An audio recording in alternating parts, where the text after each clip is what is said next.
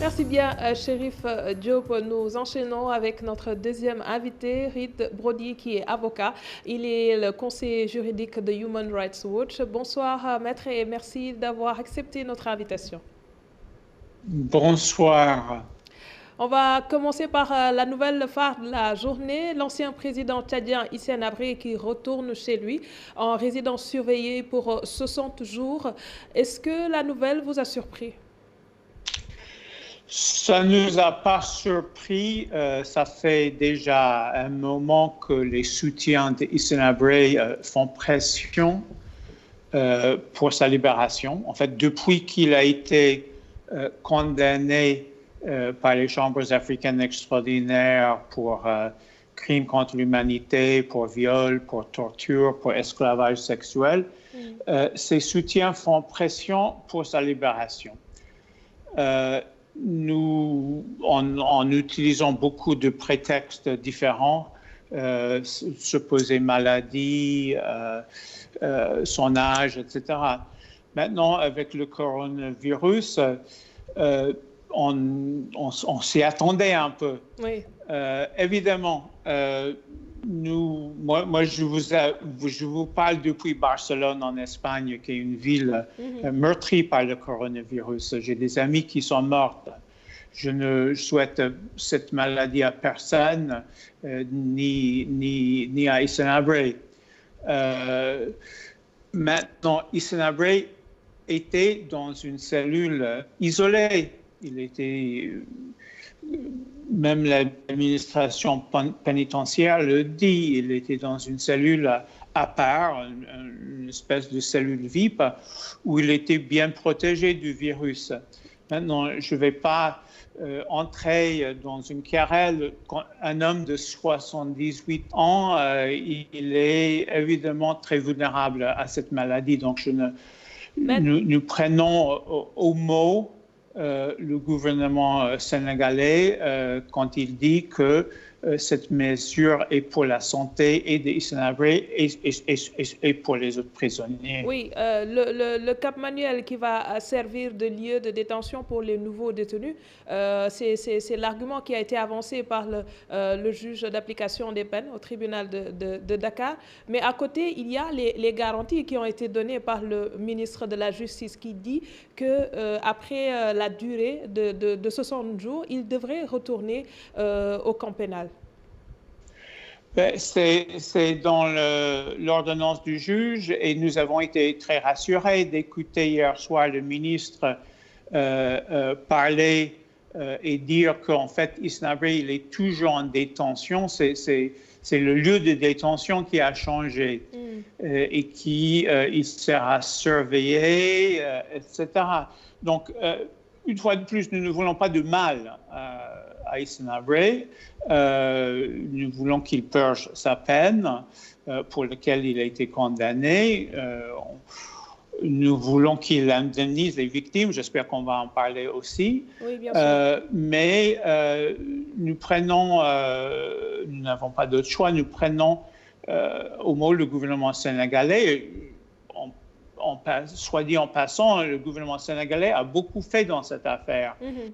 Les victimes qui cherchaient justice depuis 20 ans, c'est l'arrivée du gouvernement de Macky Sall qui a permis que cette brèche s'ouvre pour que les victimes aient une justice. Maintenant, oui. Après l'annonce de cette nouvelle, est-ce que vous, à votre niveau, vous avez reçu des appels ou des messages venant de victimes du régime de Hissène Habré?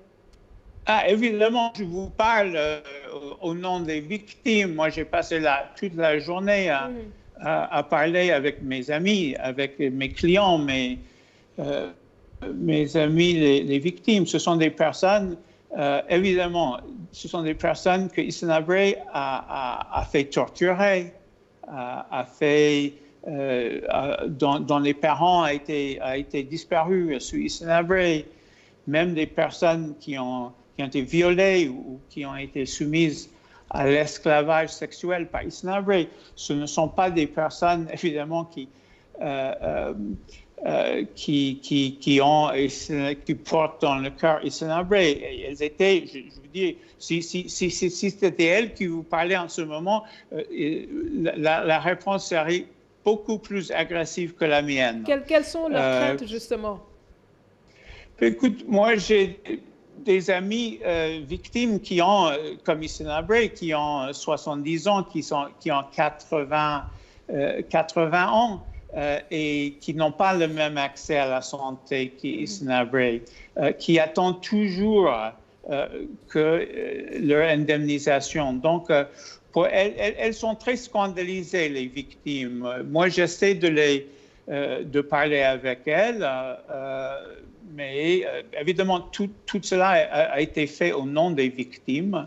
Je pense aux femmes surtout, qui ont été envoyés par Hissène Habré pour servir d'esclaves sexuels à ses troupes et qui ont eu le courage de quitter le Tchad et de venir jusqu'à Dakar pour témoigner devant en public, pour expliquer comment elles étaient violées par les soldats d'Hissène Habré et qui maintenant sont jetées en pâture, qui n'ont rien. Moi, j'étais au Tchad il y a 2 mois de cela, et ces victimes attendent toujours une réparation. Et elles demandent où est l'argent que Hissène Habré avait volé du trésor tchadien. Il ne faut pas oublier que quand Hissène Habré est parti du Tchad, il a emporté avec lui tout le trésor tchadien et qu'il a utilisé cet argent à bon escient pour tisser un réseau de protection au Sénégal qui a obstaculisé la Cour de justice pendant beaucoup d'années. Et c'est ces mêmes soutiens qui s'agitent en ce moment.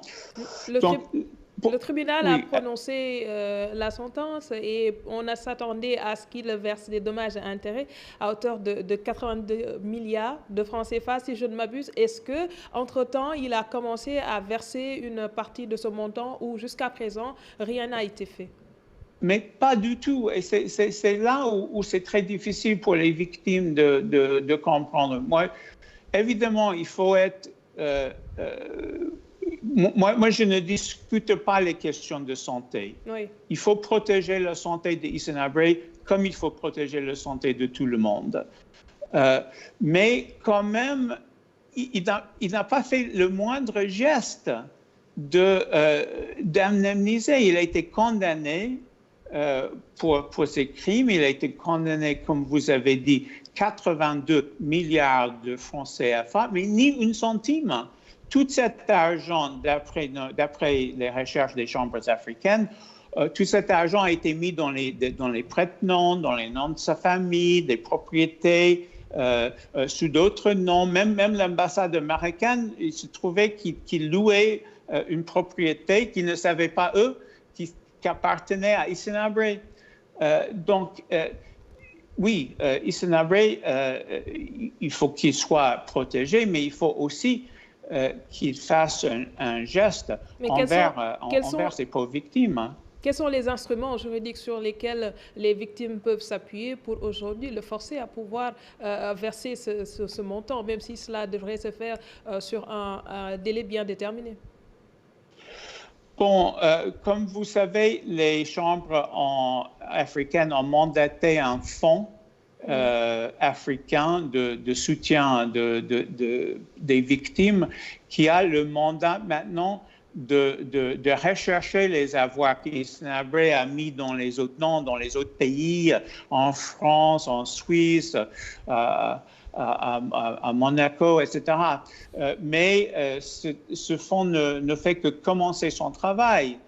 Et donc, si Hissène Habré n'accepte pas volontairement à satisfaire le jugement du tribunal, il faudrait que ce fonds fasse des recherches fouillées dans les comptes de sa femme, de sa famille, etc. Alors, autre chose, c'est que vous le disiez tout à l'heure, la question de la grâce a été agitée, même si dans son cas, ici à Ouakam et à côté de chez lui, beaucoup se réjouissent déjà en pensant qu'il s'agit d'une libération. Mais dans l'état actuel, est-ce qu'un État comme le Sénégal peut aujourd'hui gracier un détenu comme Hissène Habré? Mais justement, non, et on était très rassurés d'entendre le ministre de la Justice hier dire exactement cela. Hissène Habré est un prisonnier de la communauté internationale. Il est condamné par un tribunal mixte, mais le statut des chambres africaines extraordinaires dit très clairement que l'État du Sénégal, l'État de l'application de la peine, est lié par la durée de la peine. Donc, une procédure de grâce devrait passer par l'Union africaine.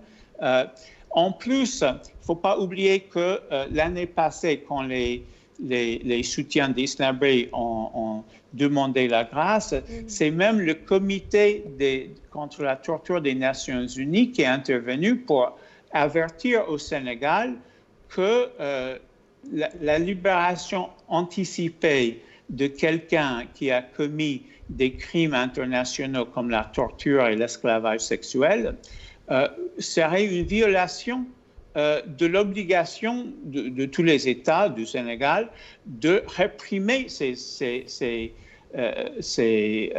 crimes.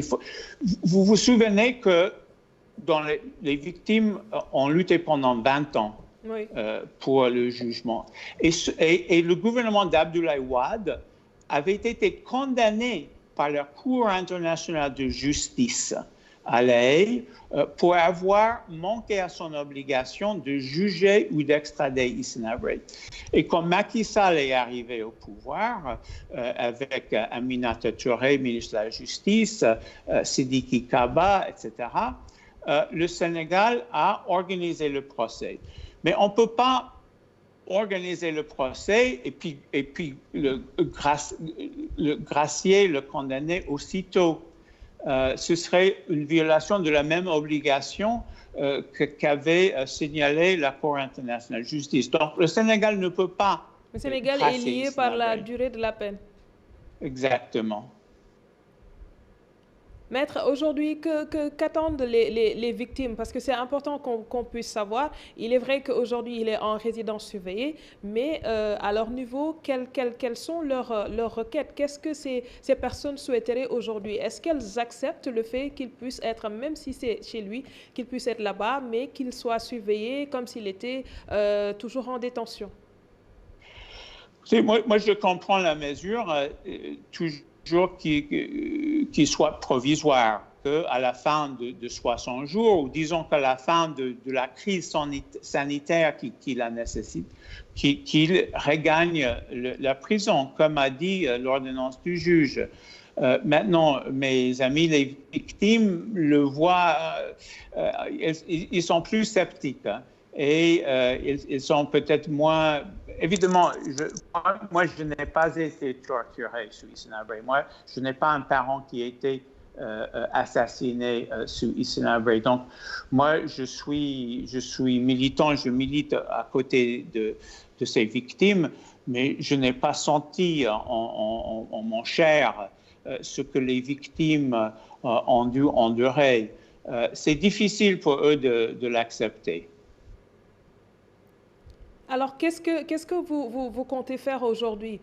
Même si le dossier a déjà été bouclé et que le verdict a été rendu, et qu'est-ce que vous comptez faire pour que les victimes puissent un jour pouvoir être peut-être dans des conditions qui leur permettent de pouvoir vivre comme il le faut sans pour autant s'inquiéter du fait que peut-être bien ils s'inquiètent de voir Hissène Habré qui peut aujourd'hui rentrer chez lui ou qui peut ne pas retourner en prison, puisque ce sont des idées qui leur reviennent en tête?